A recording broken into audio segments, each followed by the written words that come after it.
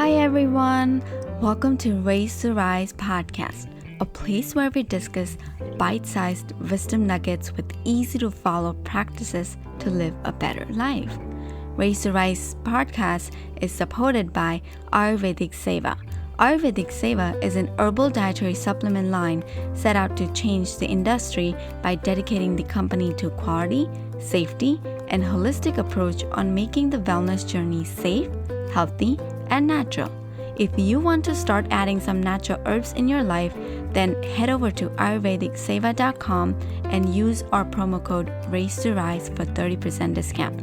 Once again, it's ayurvedicseva.com and use our promo code Raise to Rise for 30% discount.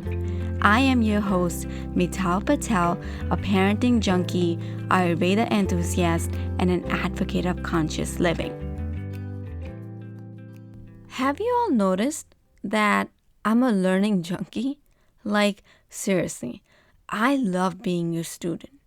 But I also realized that there is nothing I love more than sharing my learnings with others. And no matter the long hours or the pressure of captaining my own ship, every responses I get about our bite-sized wisdom nugget providing podcast reminds me I'm exactly where I need to be. So I really wanted to thank each and every one of you for being here and for inspiring me to show up every Friday.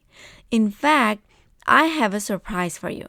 From now on, every first Friday of the month, we will have a guest speaker joining us. Are you excited? Well, I am super pumped here to share these wisdom nuggets and learn from our guest. So here we go. Hi, Nidhi. Welcome to Raise to Rise podcast, and I'm so excited to have you with us. I'm actually feeling like having a date with you. I'm going. Oh, thank you, Meeta. I'm so curious to know about more about you, and at the same time, I'm excited to have you on the show. So thank you, and I really appreciate that. You came and dedicating your time to be on the show today. So Thank you so much, Meeta. Thanks for the lovely introduction, and I'm already excited to be here. I'm very happy to have the opportunity to speak to your listeners. Thank you. So thank you. Before I go too deep, because I don't know if you know, but I'm a very chatty person. I think I know that a little bit, just a little bit. So before I go too much in my detail, I actually wanted you to, if you can introduce yourself to my listeners, and so tell us a little bit about you. Absolutely.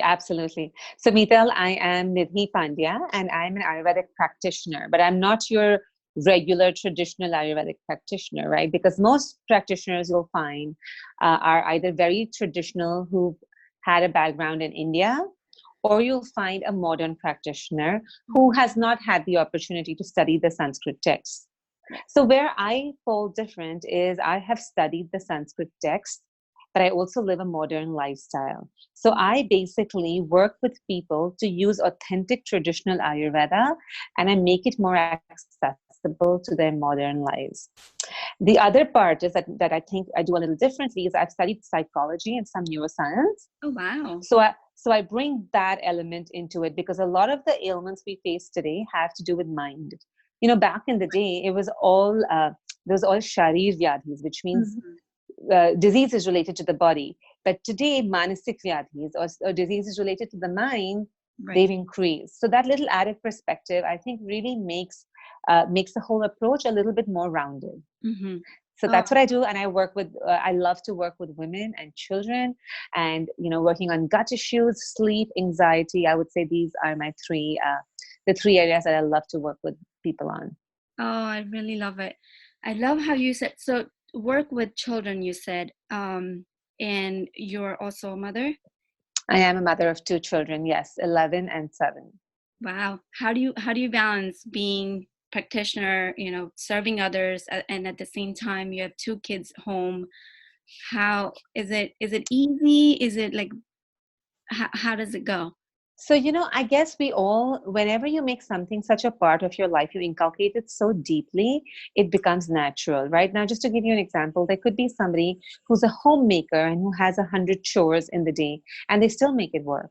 So, I guess whatever you find your passion and cause in, Mhm. right? In fact, I feel like I'm so lucky because my work hours are flexible, but Mhm. Ayurveda is infused in my house, right? So when I'm working and I'm talking to my clients or I'm writing, my kids actually can relate to what I'm speaking Oh, because we live Ayurvedically, right. right? So even though even though you can call it a profession, it's a way of life, and my kids are familiar with it. And the way they see it is that they see their mother trying to bring it to others. That's, oh my God, that's amazing. The same thing, like what I'm practicing. I mean, I have a 9-year-old and a 2-year-old. So they see me practicing and they are like, into their curiosity more right now. So they also want to learn more. So it's like you said, it's a lifestyle. It's not being Yeah, a practitioner or it's not about serving others, but it's part of our life. So it's like, having that Ayurvedic lifestyle. exactly. That's Exactly. amazing. I love that. So while we're talking about kids, if you can share some of your go-to Ayurvedic practices for our children that we Right. use for as in preventative care. Absolutely, absolutely. And I think, I think that is key. I'm glad you said use it as preventative care, right? Because what we fail to understand that Ayurveda has so much for prevention Mhm. that you never really need to go to cure or treatment if you use all of those well. True. So I'll just give you some simple ideas, and then you can tell me if you want me to talk a little bit more about any of these or add some of them. But Mhm. for kids, I would say under 12, the few things that I find extremely important is they need milk, but the milk should always, always be hot or warm Mm. and always boiled with a spice, Ah, yeah. right? Yes. So what that does, right? So milk by itself is a heavy food, but that spice makes the milk a little bit more easier to absorb. So it makes it easier to absorb. Warm milk supports the temperature of your belly, which is also warm. It Hmm. doesn't change or hurt the environment. And that whole issue with, hey, milk gives me mucus, I'm intolerant to milk, my kids became intolerant to milk, all of that will never occur because it's a very whole food. Now, let me also talk about a couple of spices that I think are my go-to spices. Hmm. If the kids are not very dry, they don't have a dry cough or their bodies are not dry, you can do a little bit of turmeric Hmm. or a pinch of dried ginger. Okay. But the ones I really like, especially we start in November and we go all the way to March, we boil our milk with a little bit of licorice powder and sito paladi. What is it? What is it? Can you repeat that? Sito paladi, Sitopaladi, which is a very popular Ayurvedic formulation, which you can also get at Banyan Botanicals. Hmm. So we boil our milk with that and we drink that throughout. What this does is it really keeps you warm and protected in the winter Hmm. and keeps the colds, the flu, everything at bay. So it has a licorice taste. Does So it? the milk has a slight licorice taste because licorice is boiled. But to Right. be honest with you, the kids licorice is sweet, right? So the kids get used to that licorice Oh, taste. that's good. So it's So not like they you have to add any sweetener or anything in it. No, not at all. And I'll be honest, right? If your child is not used to warm milk, there will be three times. Three is the magic number. Mm. The first three times it will not be very palatable. They're like, oh my God, what is this? But try the second time, try the third time. Hmm. And by the third time, most kids are okay with it. Oh. And so I think that is my number one tip, that do not use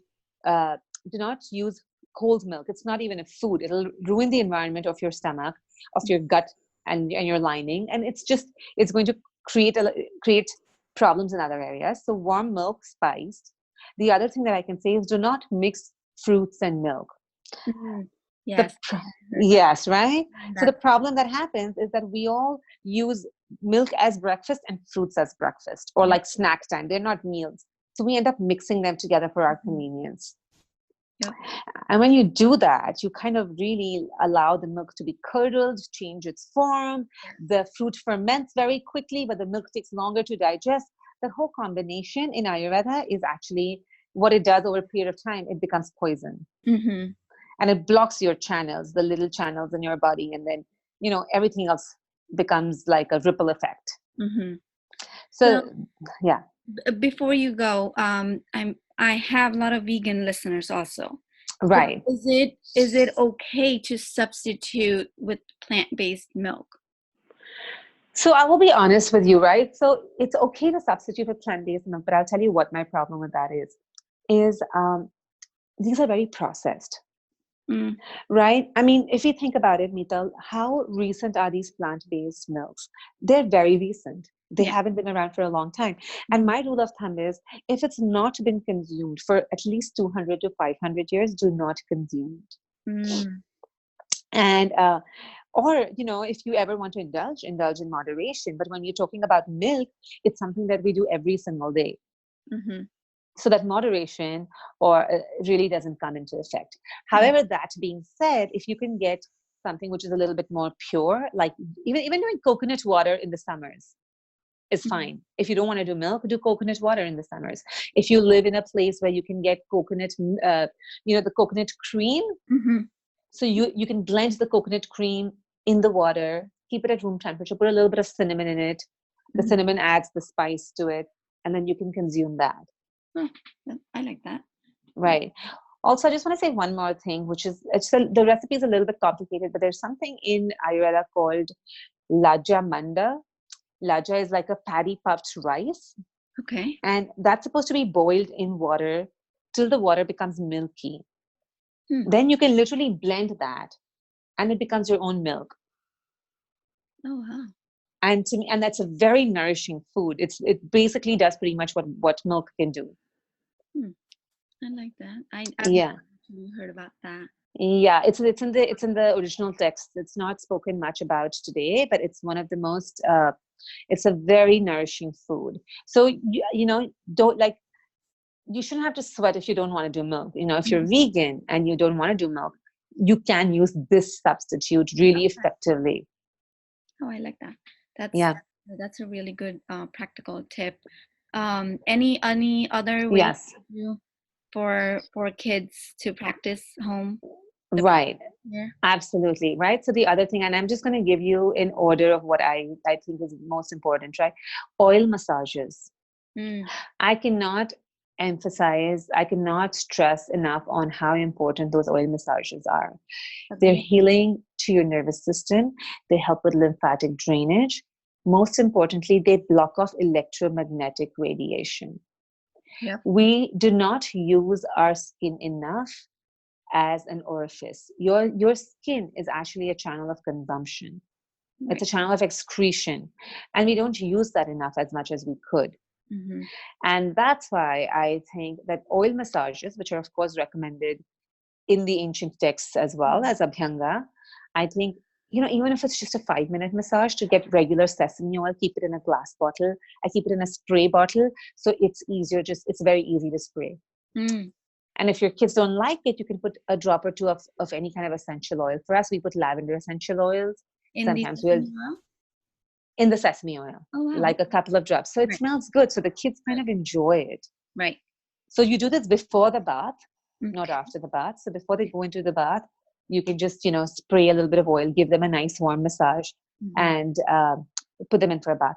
I think the kids sleep better, they digest better, they feel better, they're less anxious. That is like a very important, even if you can do it 3 times a week or even twice a week, it's a must. Wow. That's I actually do that, but I should have used essential oils. I actually don't use any essential oils, but I use warm sesame oils for my kids, depending Uh, on what their needs are. And right. I lately I've been only able to do like once a week, only on the week. That's okay. But yeah, I do follow that practice. That's great. Schedule Wow. doing it once a week. But yeah, I love it, and kids love it too.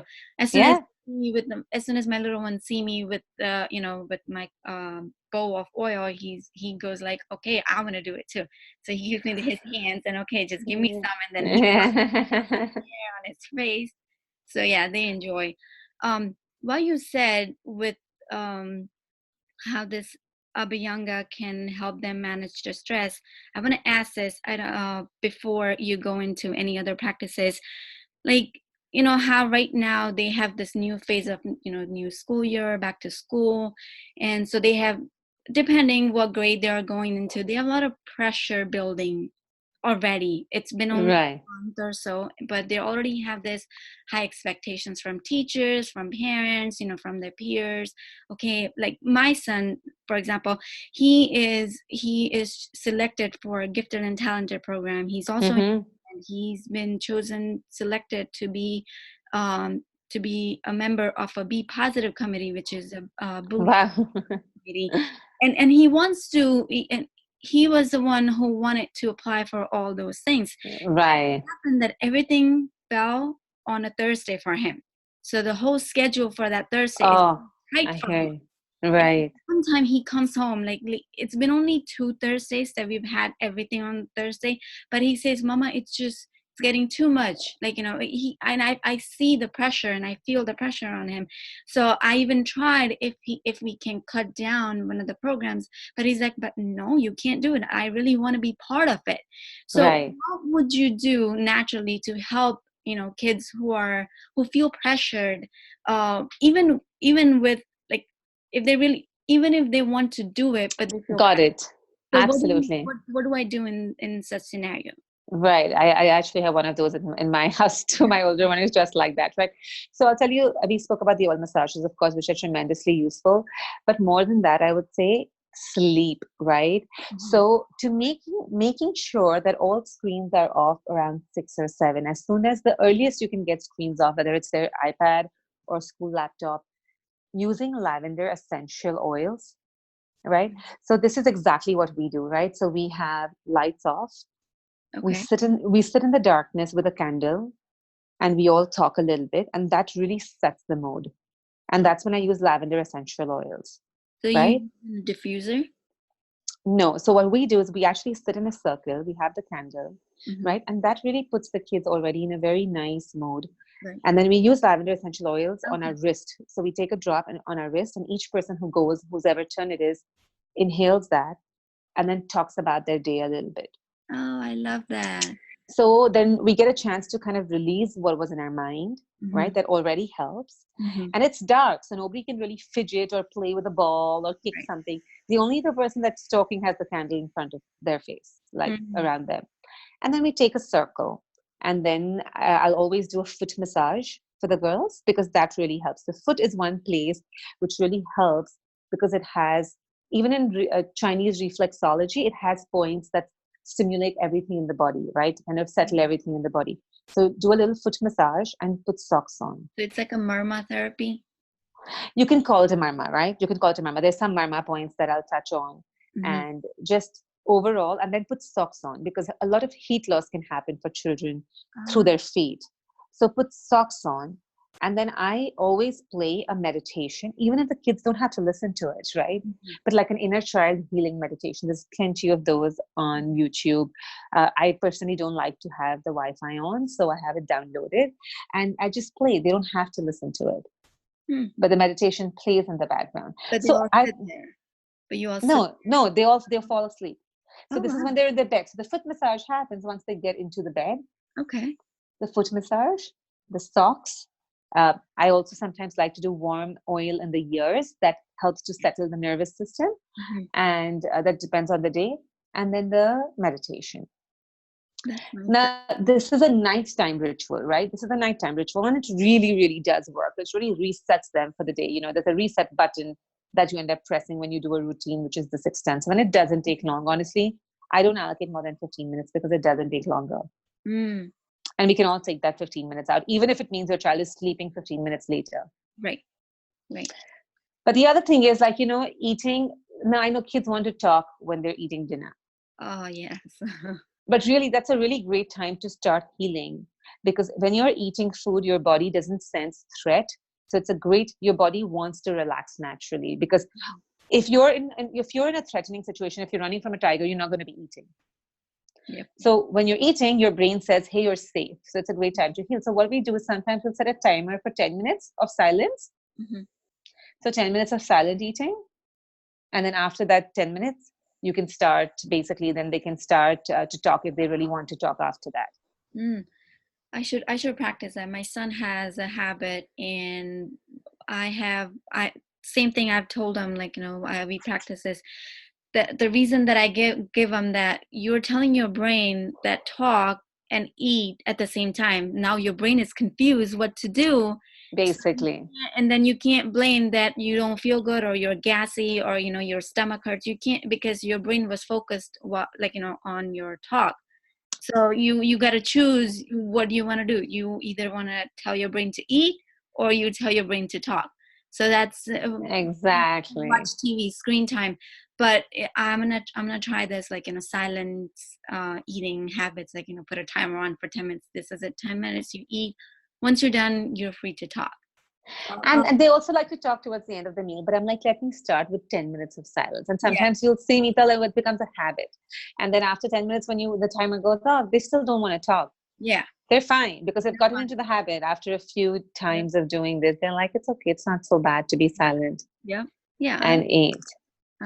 I'll practice that, because my son would, like, he does still go, he falls off of the wagon and he'll just, but mama, I didn't tell you this. This is the only time Oh, yeah, I hear you.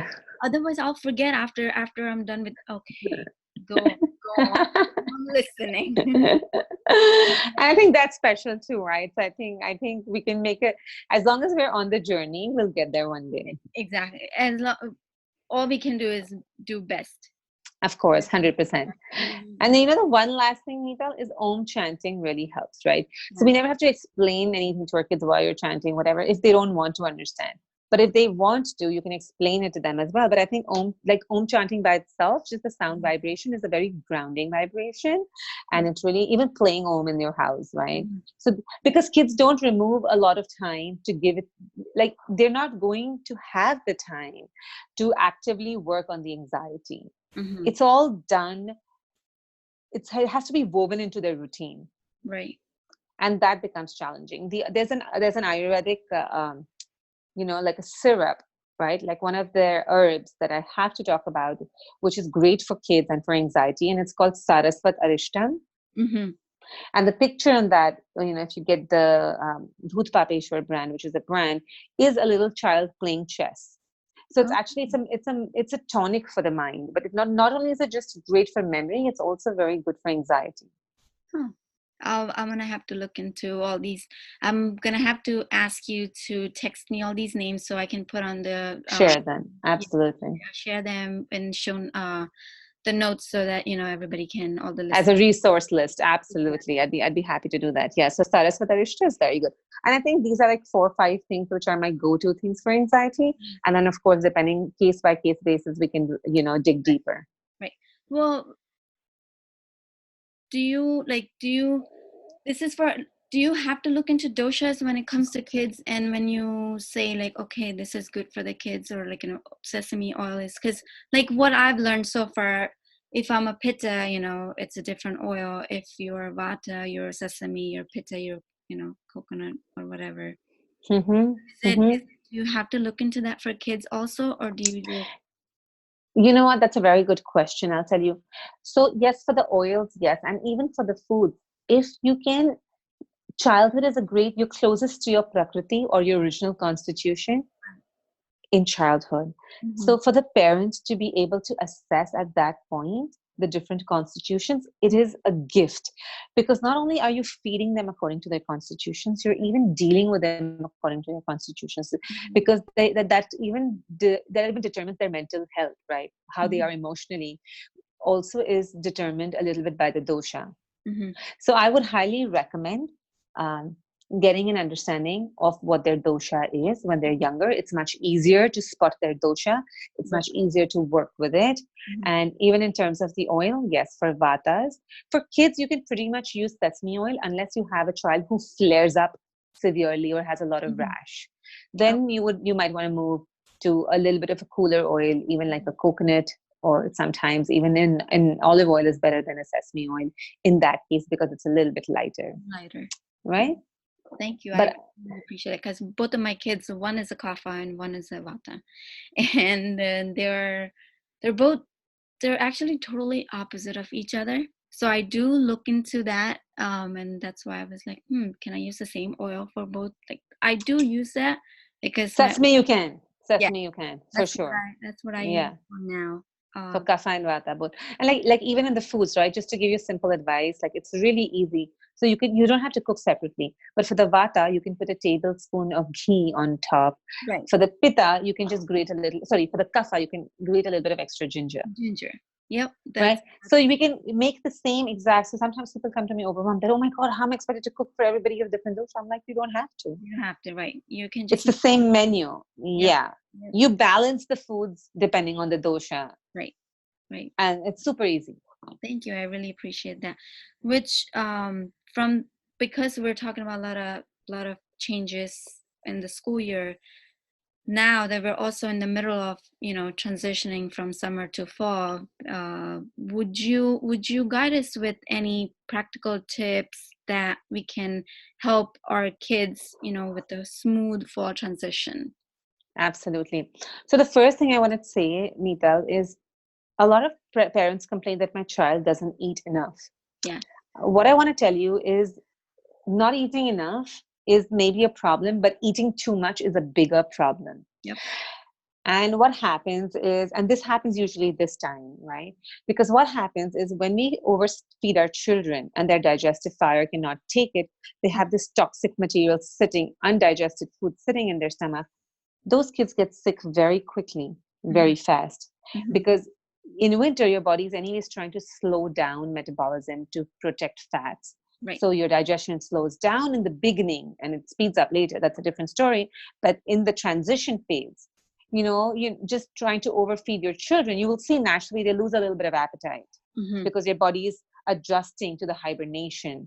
Right. Like that, even though you're not hibernating, it kind of changes states. Right.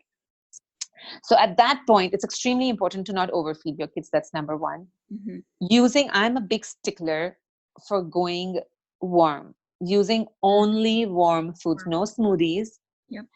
no raw foods, Mm-hmm. no cold foods. You can indulge as much as you want. Beginning April, you have all April, May, June, July, August, September to indulge, in moderation. Mm-hmm. But when it comes November, December, Jan, Feb, absolutely no. I also don't do fruits, Mita. Oh wow. Okay. So we stopped buying fruit. Occasionally we'll buy banana. We'll do stewed apples with cinnamon.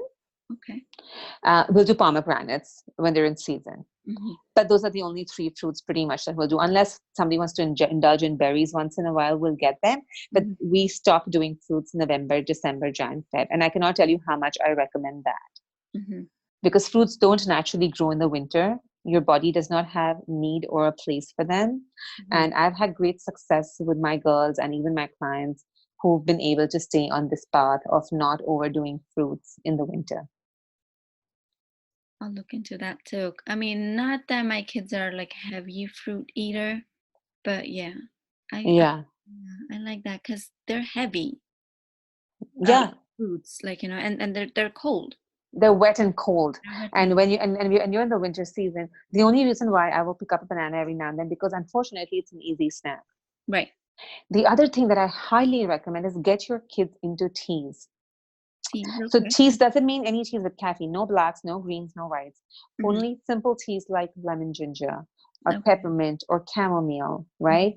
So almost every day the girls will have half a cup of tea, and it's chamomile, at Mm-hmm. the end of your day. So you're supporting your digestive fire, you're helping digest whatever was sitting before, and you're warming up your body. Mm-hmm. And you'll see it makes a huge difference. So, the teas, eating warm foods, Mm-hmm. not overfeeding, Yep. avoiding fruits. Like that. Totally. Just these four. Like last year, I worked with somebody who had severe asthma attacks every month in the winter. Mm-hmm. He pretty much went through the entire winter without all of this.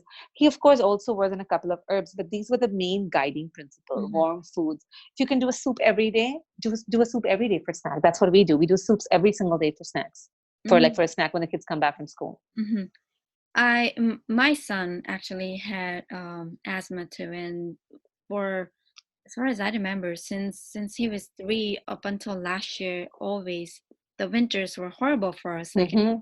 but the more, the more I research, the more I learn. We've been practicing this, and we've been avoiding these asthmatic attacks. But last year he had like 2 attacks in the winter, and so this year I'm like preparing not to have any.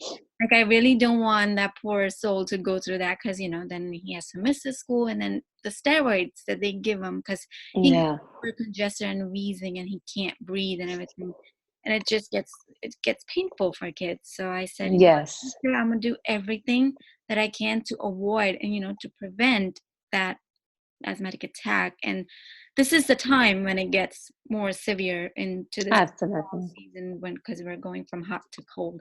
But Yes. thank you. I really appreciate all those tips for kids. Mital, I'd like to add one more thing because you spoke Yeah, about your son, is do warm mist humidifier, not vaporizer. It's a humidifier, but it's not cool mist. It's a warm mist humidifier. so one more. Okay. And you can use that throughout the whole season, because once the heat starts once you start putting on the heat, the Mhm. air becomes really dry, Right. and that can really hurt your system. So Right. the warm mist humidifier with a drop of eucalyptus oil, which is Oh, very easily accessible, and that's magical for the kids. And it keeps the lungs very clear. so do you recommend that at night or during At the night, at night. at night Yeah, before? yeah, yeah. All night you can put it on, and every night, because it's not a vaporizer, it's not a cool mist humidifier, it's a warm mist, very gentle mist that goes into the room, and it doesn't feel warm. Hmm, I'll try that. Hmm. Um, so thank you. I really appreciate for all those, Ayurvedic natural practices and easily doable things that we can Yeah, practice. thank you. I love it. My Um, pleasure. I am actually gonna work on everything, and I need to get those herbs that you said about, I believe you will, Mital. I know how dedicated you are, so I um, know you will. the mind tonic and everything. But before I forget, could you tell us about your current projects that you're working on? Right. So, Mital, I mean, the way I really like to work with people is I like to see them through a journey of information and transformation. So, Mm, what that means is I have stopped working with people one on one for one time session, okay. right? Because it's great, but I essentially am just offering them quick tips and band-aids, and Right. then I'm not being able to guide them through the whole transformation process. What happens as a result is people kind of drop off their own, like they get busy in their lives, and they kind of drop Mhm, off the whole program that's prescribed. So mhm, now what I do is I take people on a journey mhm. of information that leads to transformation, Oh, I love that. Love that. Mhm, right? And it's like they learn and they transform as they go along mhm. in a period of 8 weeks or 12 weeks. So Okay. in this program, we identify where their body is, Mhm, where it's gone out of balance, mhm. what needs to change, and then we bring it back in balance. Oh, wow. Love it. And I'm not doing this as a third party. I bring them in with me in this whole journey. So they're able to see from the Ayurvedic lens, or just let's say from a holistic scientific lens. They don't have to know any Ayurveda when they join my program. Mhm, I refrain from using a lot of Ayurvedic terminology. mhm. I speak in fifth grade language, so they understand the whole process, and they are able to understand their bodies for what it is. And then all the tools and resources they need, from like how to organize my pantry, to what foods to cook, to how do I fit in my busy schedule, how to make it quicker. If this is the only cuisine I'm used to eating, this is my ethnic cuisine. All their problems become my problems for the weeks that they work with me. Love it. That's amazing how you are serving others with their journey and their needs. That's And honestly, they're giving me a chance to serve is really what I'm grateful for, to be very honest with you too, Meeta, right. right? Love it. I mean, that's what we want to do. We want to the when you serve more, you get more. The satisfaction and the love that you get in return is just it's unbelievable. Love that. Right. So how can my listeners get in touch with you, or where can we find you? So, finding me on Instagram is the easiest. My underscore Ayurvedic underscore life. I know that's a little long, but it's my underscore Ayurvedic underscore life. Even my website is super easy. It's nidhipandya.com. Great. Right? It's just my name. So we have that, and we're gonna cover that in our notes so that everybody can go Ah, check you out there, and then come to you for information to transformation journey as well. I hope all the listeners thank you. out there, who I really highly recommend working with Nidhi, because I mean I just love the way you deal with, like, guiding, like you said, you go teaching them like how you would talk to a fifth grader. So that's amazing how you go from the foundation to the transformation level. That's Thank you, Meeta. I'm glad you can appreciate it. Thank you. so I'll get all the details on the show notes, but before I let you leave us, Nidhi, could you answer one more question, one very last? Absolutely. Yeah. um, It's actually a fun one too. If you were a type of a food, what type of food would you be and why? If I was a type of food, the food that comes to my mind, to be honest with you, is lychee. The fruit lychee. Oh, yes. Love it. I just like to believe that I'm like a lychee, right? Like it has to be nourishing, refreshing, cooling, rejuvenating, like leaving you fresher than before you started, right? Yes. Yes. Like a little bit lighter, a little bit happier, a little bit, fresher, refreshed. Oh, I love that. That's Yeah. a pretty well, actually I haven't had lychee in a while. It's it's very you only get last season, and it's Yes. just Yes. hard to find them here. Yeah. But when I was in India, I used to have them often. Yeah, you actually get great lychees here in the US too in the Yeah, summer. we do, but not, yeah, just In the summer, one yes. season. It's very short span, and plus I live like far from Indian stores. Oh Kind of no. hard for and hold on them. Thank you, Nidhi, so much for sharing your knowledge with us and sharing all the No, it was my pleasure, totally, Mital. And for somebody like you who understands, relates, and we're on the same cause in the world. So that was really nice. Thank you Thank so you. And much. actually, I'm looking forward to have more and more deeper conversations with you. Next time, I Me really too. go into gut healing for us parents, because Right. stuff Absolutely. just comes to our kids. Right. I really want to go into that detail, but until then, everybody's gonna have to wait, or they can go personally, go check you out there and get in touch with you, and they can get it faster that way. Thank you so much, Mital. Thanks for listening to Race to Rise podcast. We would absolutely love to hear your thoughts about today's episode. Please let me know you have listened to this episode and fill me with your aha moment. Share it on Instagram, tag me with hashtag Race to Rise or at Race to Rise, and I would love to share those to my stories and shout you out there. I would also love if you can subscribe, rate, and review the podcast. It's our brand new podcast launch, and we have some bonus giveaways going on for the top raters and reviewers. Also, I would love to send you my 7-day parenting journal absolutely for free. All you gotta do is leave me a review in the iTunes store, take a screenshot, and email it over at racearisepodcast@gmail.com. Again, take a screenshot of the review and email me at racearisepodcast@gmail.com, and I will send you the 7-day parenting journal absolutely for free. Thank you so much for being the active listener of this podcast. I am so grateful for each and every one of you. Thank you for raising your consciousness and rising as joyful beings.